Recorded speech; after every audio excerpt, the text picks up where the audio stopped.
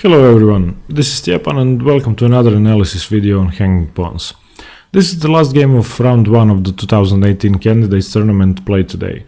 All 4 games and all 8 players have shown an amazing fighting spirit and got the tournament off to a great start, which promises many exciting games.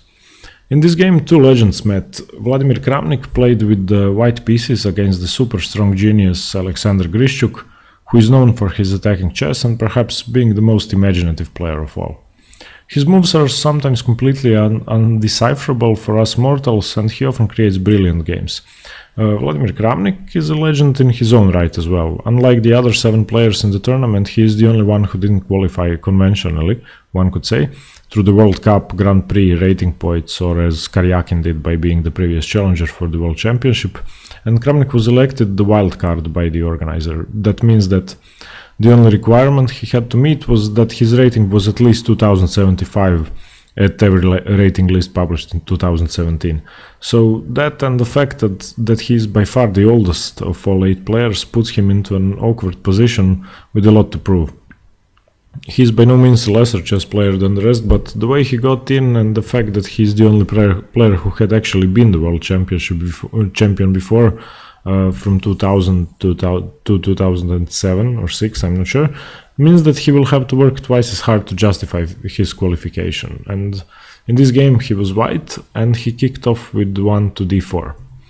Grischuk replied with knight to f6, we have knight to f3, and g6, entering King's Indian defense territory, which will turn into an East Indian defense.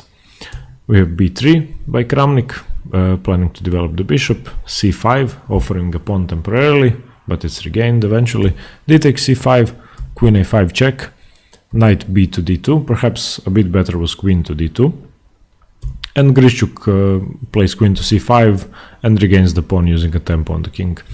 Bishop to b2 by Kramnik, developing the bishop on the long diagonal and eyeing black's king side, bishop to g7, a symmetrical move, e3, and black castles. And in this position Grischuk has already equalized and even stands a bit better.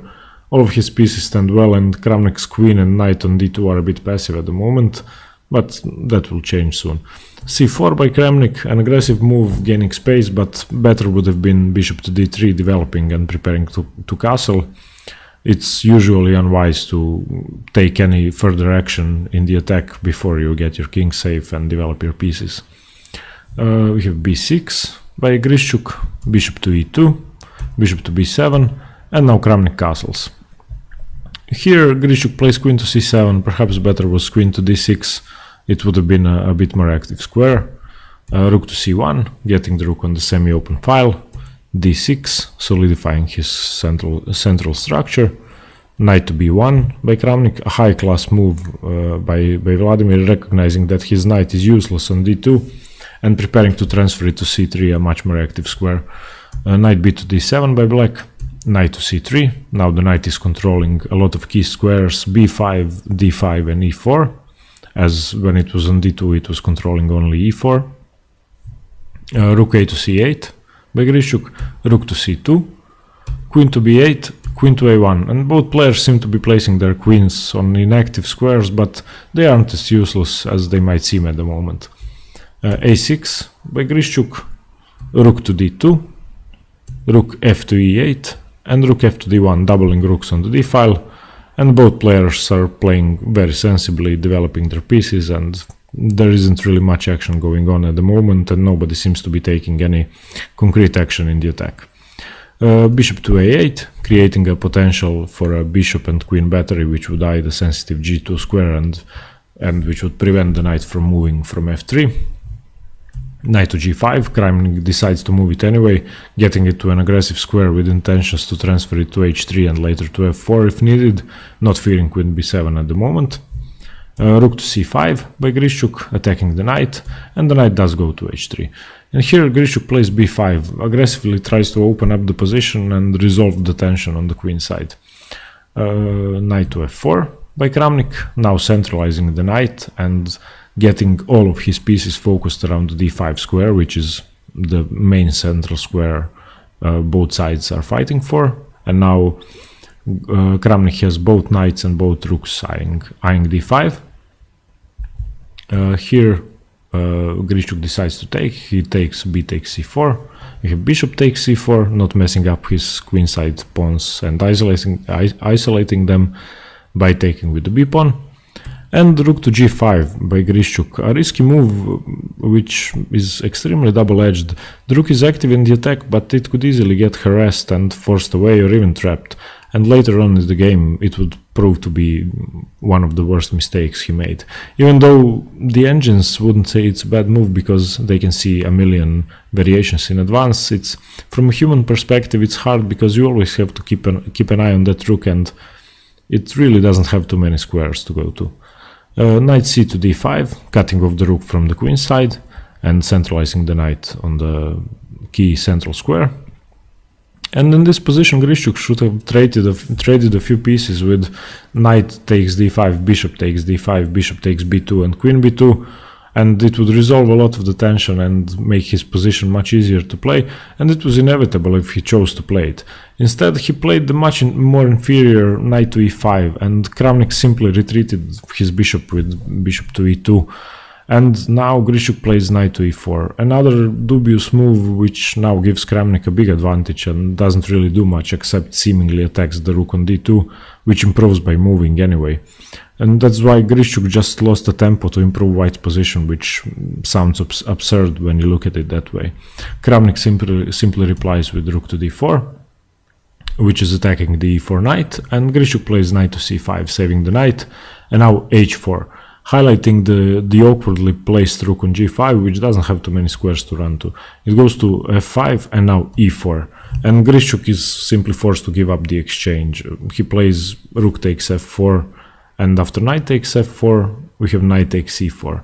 And in this position, after Grischuk played rook to f5, perhaps Kramnik should have considered playing g4 to attack the rook and force it to take on f4, because that way he wouldn't lose the e4 pawn which he lost now, because the knight was able to take on e4, but g4 would have weakened the position of the king significantly, so the move was double-edged, but it was better not to lose the pawn. After knight takes e4, Kramnik replies with knight to d5, cutting off the bishop from the defense of the knight, so the knight is now attacked once again. It retreats to c5, and we have a rook to b4, attacking the queen, gaining a tempo. It goes to a7, and now Kramnik plays his first mistake, knight to e3. It's not a huge mistake and a huge blunder, but it's a passive move, retreating while he has the initiative, and it gives away most of his advantage. What he should have done is he should have continued aggressively with the moves such as h5, breaking up black's kingside pawns, or queen c1, involving the queen in the attack some more. But he still stands well, he's still a bit better. Grischuk plays a5, which is another pretty weak move. He should have played h5 himself to stop Kramnik from playing it eventually. Kramnik replies with rook to b5. We have knight to e6, and here Kramnik decides to cash out on his advantage, which I'm not sure that most players would do. He is an exchange up for a pawn, and he decides to give back the material for a seemingly not such a big advantage, but it proved to be enough.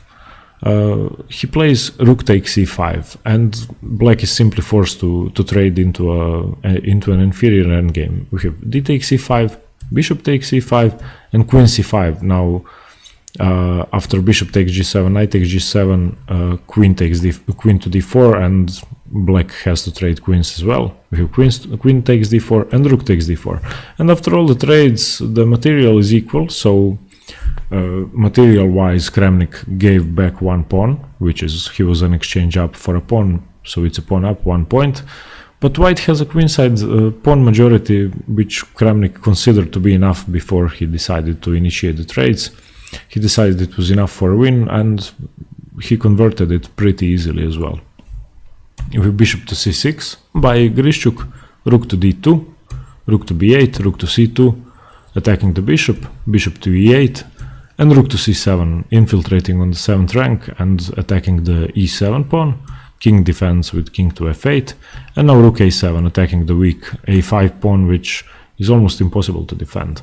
Grischuk replies with a4, at least counting on the fact that white's extra pawn will be doubled and that it will be harder to push them that way. Kramnik captures with the pawn, of course not with the rook.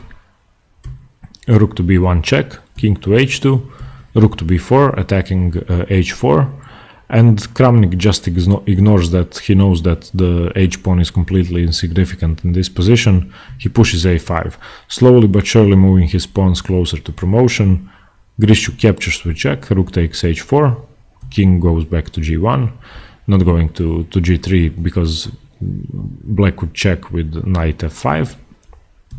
Rook to a4, getting behind the passed pawn, bishop to c4, bishop to c6, rook to c7 attacking the bishop, it retreats to a8, now a6, and it's lost. The pawn is 2 squares away and almost impossible to stop. In fact, it's impossible to stop. Knight to h5, getting the knight even further away from the action in the game, and black is virtually playing 2 pieces down in this position because the bishop is completely passive. The white pieces are controlling b5, c6 and d7, and it can't get into the game, and the knight is on h5 and the knight on the rim is dim, and it's completely useless in this position. Here Kramnik plays knight d5, and in this position Grischuk finally decided to give up. It's completely hopeless and there is no way for him to stop the a-pawn from queening. And with this win, this means that the wild card and the oldest of all the candidates got his first win in the first round, which is a great accomplishment and perhaps a great surprise to many people. I myself feel extremely happy for him, and this should serve as a huge enhancement to his further performance in the tournament. Grischuk, on the other hand, will have to up his game if he wants to stay in the running, though since he made several terrible mistakes this game, and his play proved to be considerably inferior to Kramnik. Anyway, I look forward to Kramnik's game tomorrow, as I'm sure he will have his confidence at the highest possible level and he will surely play a brilliant game, whatever the outcome. Anyway, everybody, thanks for watching. Stay tuned for more games from the Candidates tournament. See you later. Bye. Have a nice evening.